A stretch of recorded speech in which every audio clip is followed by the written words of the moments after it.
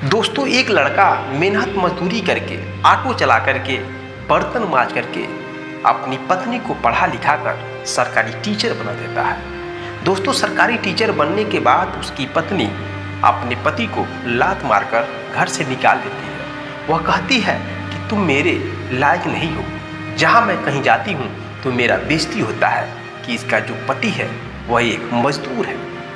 दोस्तों दोनों में लड़ाई झगड़े होते हैं और न चाहते हुए भी दोनों के बीच तलाक हो जाता है। तलाक होने के बाद दोस्तों समय चक्र ऐसा पलटता है कि दोस्तों जो आप सच्चाई जानेंगे आपको विश्वास ही नहीं होगा। मेरे दोस्तों लड़के के दिमाग में यह होता है कि मैं अपनी पत्नी से बदला लेकर रहूँगा और दोस्तों मन लगाकर पढ़ाई लिखाई करने लगता है और कई सालों के बाद दोस्तों वह एसडीएम बन जाता है।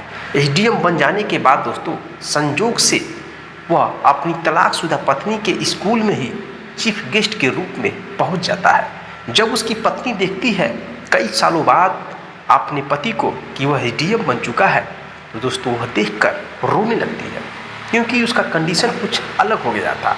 मेरे दोस्तों वह उससे मिलना चाहती थी, बात करना चाहती थी। उसके बाद दोस्तों उससे मिलती है, फिर एसडीएम ऐसा काम करते हैं जिसको जानने के बाद दोस्तों आप भी एसडीएम का प्रशंसा करने लगेंगे।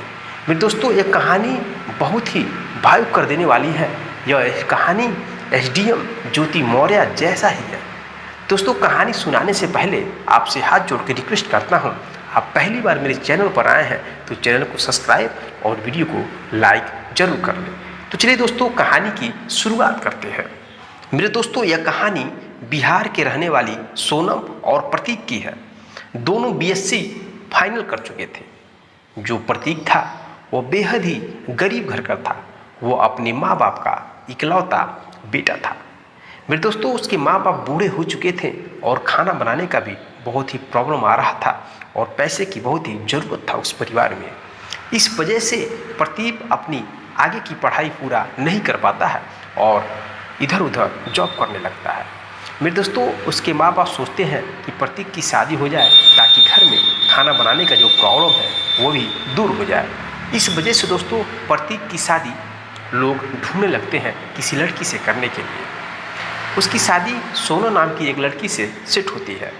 जब शादी सेट हो जाती है तो सोनम कहती है कि मैं इसी शर्त पे प्रतीक से शादी करूँगी, जब मैं अपने ससुराल जाऊँगी तो मैं पढ़ लिख कर कुछ बनना चाहूँगी। मेरी पढ़ाई लिखाई में मेरे ससुराल वाले लोग सपोर्ट करना चाहिए। यह बात सुन करके दोस्तों प्रतीक स्वीकार कर लेता है कि ठीक है, मैं तुम्हारा हर एक तरीके से हर एक मुसीबत में सपोर्ट करूंगा और तुम आगे जो भी पढ़ना चाहती हो तुम पढ़ सकती हो। तुम्हारे पढ़ाई में कोई भी रुकावट नहीं आने दूंगा। दोस्तों जब यह बात लड़की सुन जाती है तो सोनम की शादी प्रतीक से हो जाती है। दोस्तों दोनों की शादी हो जाती है और जो सोनम है नई नवेली दुल्हन बनकर प्रतीक के घर जाती है और बहुत अच्छे तरीके से रहने लगती है। इधर दोस्तों प्रतीक की जो माँ है वो बीमार पड़ जाती है। जब वो बीमार पड़ती है तो उसी समय दोस्तों बीएड के इंट्रेंस एग्ज़ाम के लिए वो तैयारी करती है उसकी पत्नी और एग्ज़ाम देती है। इधर दोस्तों उसकी माँ बीमार पड़ जाती है और किडनी खराब हो जाता है। प्रतीक बहुत ही परेशान हो जाता है।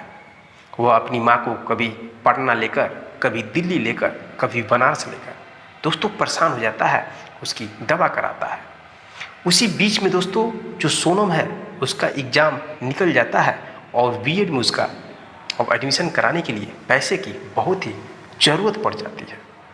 दोस्तों पैसा था नहीं प्रतीक के पास, लेकिन वो सोचता है कि मैंने अपने पत्नी से वादा किया था शादी के पहले ही कि मैं तुम्हारी पढ़ाई में हर तरीके से सहयोग करूंगा।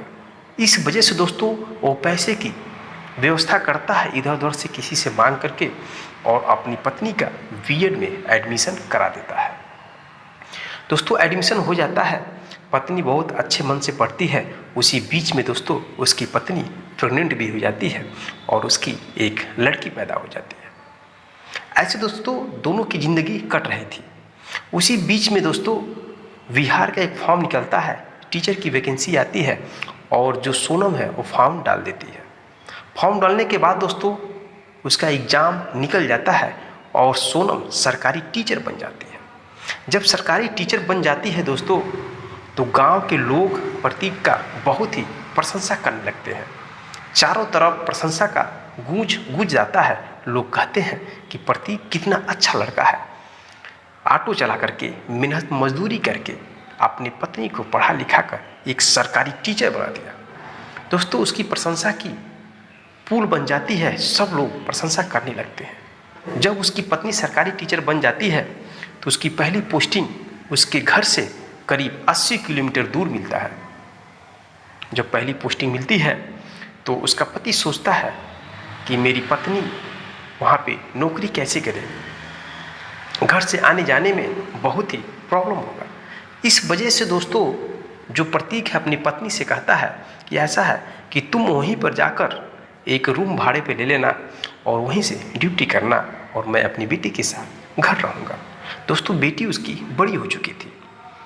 इतना कहने के बाद दोस्तों प्रतीक अपनी पत्नी को लेकर पहुंच जाता है जिस स्कूल में उसका पोस्टिंग हुआ होता है।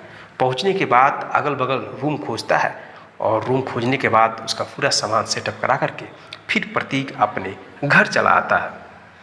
मेरे दोस्तों करीब 6 महीने के बाद जो उसकी पत्नी सोनम है, उसकी रहने का जो रवैया है वो बदल जाता है। जब भी इधर से प्रतीक फ़ोन करता था तो फ़ोन जल्दी उठाती नहीं थी। जब 10 बार फ़ोन करता था, 8 बार फ़ोन करता था, उसमें कभी कभी एक बार फ़ोन उठाकर बात कर लेती थी। प्रतीक को ऐसा लगने लगा कि मेरी पत्नी का रवैया अब धीरे धीरे बदल रहा है। एक दिन वो अपनी पत्नी से कहता है कि सोनम तुम बिल्कुल पहले जैसी नहीं हो, तुम अब बदल चुकी हो। यह बात सुनकर के सोनम कहती है गुस्से से कि मैं बदल गई हूँ, मैं किसी और से बोलती हूँ। दोस्तों इस तरह का उल्टा सीधा बोल करके अपने पति प्रतीक को शांत कर देती है। फिर दोस्तों ऐसे ज़िंदगी कट रहा था। एक दिन प्रतीक अपनी पत्नी के पास फ़ोन किया तो पत्नी फ़ोन नहीं उठाती है। करीब 20 बार वह कॉल किया, पत्नी फ़ोन नहीं उठाई। फिर दोस्तों प्रतीक को लग रहा है कि मेरी पत्नी के ऊपर कोई मुसीबत आ गया, इस वजह से वो फ़ोन नहीं उठा रही है। इसलिए दोस्तों जो प्रतीक है अपने माँ बाप से कहता है कि मैं जा रहा हूँ अपनी पत्नी के पास, मेरी पत्नी फ़ोन नहीं उठा रही है, लग रहा है कोई समस्या है। दोस्तों यह बात अपने घर पर कहता है और अपनी बेटी को कहता है बेटी घर पे रहना, मम्मी पापा का मेरे ख्याल रखना और मैं तुम्हारी मम्मी के पास जा रहा हूँ। दोस्तों प्रतीक चला जाता है अपनी पत्नी के पास। पत्नी के पास जाकर जैसे रूम का दरवाज़ा खटखटाता है, वैसे दोस्तों जब रूम का दरवाज़ा खुलता है तो देखता है कि अंदर उसकी पत्नी के साथ एक और लड़का है। और समझ गया था कि मेरी पत्नी फ़ोन नहीं उठा रही थी, बात नहीं कर रही थी, उसका रवैया बदल चुका था। मेन रीज़न यही है। वह अंदर ही अंदर सोचने लगता है कि मेरी पत्नी किसी और के साथ अफेयर संबंध बन चुका है। इतना दोस्तों सोचते हुए वहाँ पर जाता है अंदर। उसकी पत्नी कहती है कि आप कैसे आ गए बिना बताए। प्रतीक कहता है कि यह लड़का कौन है, तो उसकी पत्नी कहती है कि यह हमारे स्कूल के ही एक टीचर है और ज़रूरी काम था, इस वजह से रूम पे मैं बुलाई थी और कुछ स्कूल का ज़रूरी काम था, वही काम हम दोनों कर रहे थे। दोस्तों ये बात सुन करके प्रतीक समझ जाता है कुछ तो कुछ गड़बड़ है। इसके बाद दोस्तों जो वह लड़का होता है वहाँ चला जाता है। उसके चले जाने के बाद दोस्तों प्रतीक अपनी पत्नी को मारने और पीटने लगता है और कहता है कि तुम झूठ बोल रही हो, तुम्हारा संबंध इस लड़के से है, इसी वजह से तुमने मुझसे दूरी बना ली हो। समय से न तो फ़ोन उठाती थी और न ही कभी अच्छे से बात करती थी। इस बात को लेकर दोस्तों बवाल हो जाता है, झगड़ा हो जाता है और प्रतीक सोनम को मारने पीटने लगता है। तब दोस्तों रोते हुए गुस्से में आकर उसकी पत्नी कहती है प्रतीक से कि मैं तुम्हारे साथ नहीं रहना चाहती हूँ, क्योंकि मैं कहीं भी जाती हूँ तो मेरा बहुत ही बेइज्जती होता है कि मेरा जो पति है वो एक मजदूर है और मैं जो लड़का आया था इसी से प्यार करती हूँ, इसका नाम जितेंद्र है और इसी से मैं शादी करना चाहती हूँ। दोस्तों ये बातें सुन करके प्रतीक के पैर तले जमीन खिसक जाती है और सोचने पे मजबूर हो जाता है। मेरे दोस्तों, ऐसे कंडीशन में कोई भी पति रहेगा तो बहुत ही गुस्सा हो जाएगा। जो पति मेहनत करके, मजदूरी करके, ऑटो चला करके अपनी पत्नी को पढ़ाता है, लिखाता है, पत्नी को नौकरी मिल जाता है और वह पत्नी ऐसा गलत काम करे तो कोई भी गुस्सा हो जाएगा, कोई भी मारने पीटने लग जाएगा।